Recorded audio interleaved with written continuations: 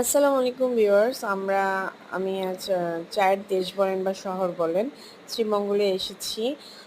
৬টা ৫০-এর পারাবত ঢাকা থেকে ছেড়ে এসেছে। আর এখানে আমরা পৌঁছেছি 11:30 বাজে।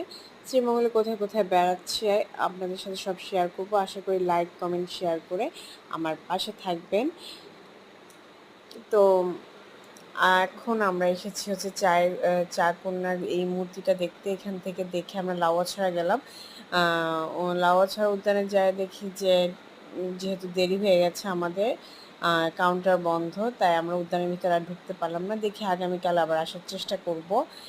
এরপরে হচ্ছে আমরা বধ্যভূমি গেলাম, বধ্যভূমি ৭১-এ গেলাম। ৭১-এ বধ্যভূমিতে গিয়ে মোটামুটি ভালোই লেগেছে। আহ, জায়গাটা ছোট কিন্তু একটু ঘোরাঘুরি করলাম আমরা। আর এই তো কিছু ছবি টবি তুললাম। এরপর হচ্ছে যেহেতু শ্রীমঙ্গলে এসেছি, শ্রীমঙ্গল শুধু চায়ের জন্য না, এখানে বেশ লেবু, তারপর হচ্ছে আনারস, এগুলো হয়। তো আমরা একটু আনারসও খেলাম। এরপরে দুপুরে খাওয়াতে আমরা রিজিক হোটেলে খেয়েছি, শ্রীমঙ্গল শহরের রিজিক হোটেলে খেয়েছি। খাওয়া দাওয়া ভালো ছিল, প্রাইসও রিজনেবল ছিল, আর ওদের যে সার্ভিসও ভালো ছিল। সব মিলিয়ে সব কিছু ভালো লেগেছে। রিজিক হোটেলের মেনুটা একটু আপনাদের সাথে শেয়ার করলাম। তো